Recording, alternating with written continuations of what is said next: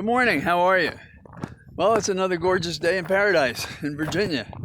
And I've been writing today, I had a couple of meetings, but I've been listening in the background to Rittenhouse, who's gave his direct testimony as the defendant in the case involving those shootings. And now he's on cross from the prosecution. And I like the prosecutor, he's strong. And the judge appears to be oriented toward the defense more, it seems to me, than is necessary. He doesn't give the prosecutor a chance to answer much.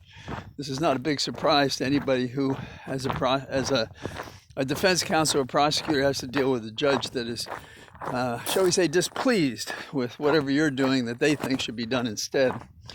It's got to be very frustrating to be a judge and watch other people try a case while you in your mind try it your own way.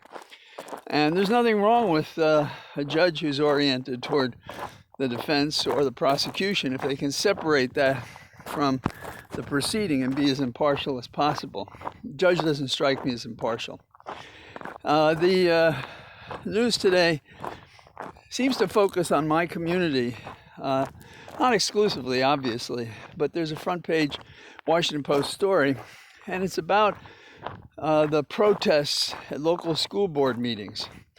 And we've been over this a little bit before. It runs into a panoply of possibilities, including what do we think of transgender? Well, we have a non-discrimination policy about that.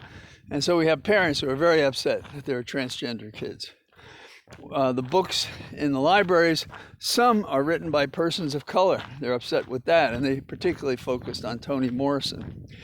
They also opposed wearing masks and taking the protections. They're very upset when school was delayed, lest our children die or the teachers be ill or any of the above possible consequences of ignoring the pandemic. So there was one woman, Beth Bartz, that they sought to remove, and she had supported the use of masks and other things to keep the children safe. Well, it got really out of hand, and it reminded me of that period. Oh, Jesus, I've just stopped here because this entire area, you can see where they've cut down all these trees. Bastards. This was part of my canyon, if you will.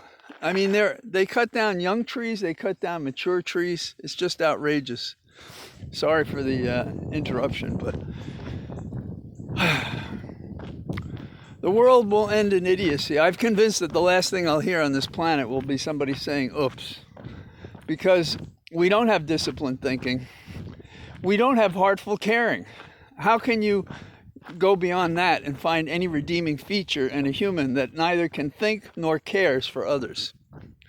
And nature, trees, well, anyhow, we've talked about it before and you know it. So I'm sorry for this interruption in my walk here. I saw them doing this yesterday, and I hoped that it would be a narrow thing. I assume it also is the precursor to turn this whole thing into a development of some sort. You've seen pictures of this in previous walks of mine when the trees went up pretty much the way they are on this other side of the road. So, returning to our regularly scheduled program, here in this same county where we're deforesting beautiful trees for no damn good reason, we are also assaulting people who are, I consider them fragile, non-combatants, meaning this woman, Beth Bartz, was a Girl Scout leader. She's a mom. She's raising her child. She's a stay-at-home mom. Her husband's very supportive of the family. And she decided that she would be helpful by trying to be a member of the school board. And that was fine. But then they got upset with the position she was taking. And she was getting round-the-clock threats. And the Washington Post today described what some of those threats were.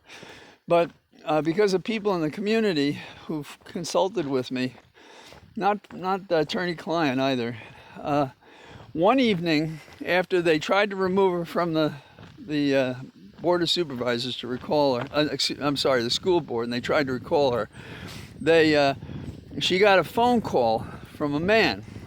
And he said, I'm at Starbucks and I'm standing next to your daughter.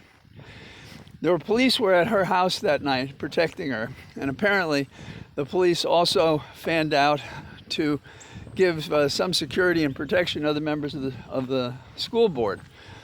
But because of this threat to her child, and she didn't sleep that night, and neither did her husband nor child sleep very well, she resigned rather than face the removal hearing. This is the kind of stuff that happens in a fascist society, and we're going to see more of it if we don't stop it, if we don't fight it. And I've been critical of Garland on how he's handled the January 6th investigation. Mainly, it doesn't appear to be any if you're not a rioter. Well, he wrote correspondence saying that we were going to protect these school board members across the nation. And there have been threats across the nation, and we need to do that. This stuff is fascist. It's not acceptable, and we can't have it. So, in the good news category, a judge turned down the frivolous objections of Trump and his Trumpeteers, and so that material is going to go to The Hill. The Hill is conducting an aggressive interview series. I think they've interviewed 150 people. They have a new lineup for December. I put a kind of a joke up saying that I propose a certain jail they should put in the basement, because you don't want to wait until Garland decides to go forward. It's terrible, and I can't believe he's doing it without the consent and approval of the president. So I'm also encouraged that the administration is going to fight for the vaccines for people and businesses. I think that's necessary. I think Rogers, as an athlete, has humiliated himself, and we all know he lied. And if he wasn't such a valuable asset, they would just fire his ass. And maybe that's what they should have done. But economics rule. And believe me, I'm a capitalist, but you got to make hard choices sometimes. Some things should be condemned. Some individual acts are too much. He screwed up a whole team. He couldn't play a whole game. I don't follow sports, don't get me wrong. And that should come at a cost. I don't know what fines and stuff they expect from him, but that just can't cover it.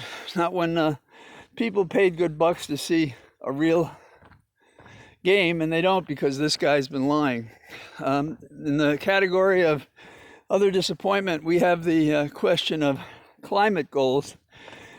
And some of these nation states, what they're doing is they're exaggerating how much emissions they're avoiding by trees, and it's true, but they're like doubling the amount of saving, and so then they're meeting their objectives basically by lying about what effect they're having on carbon emissions. That's not good.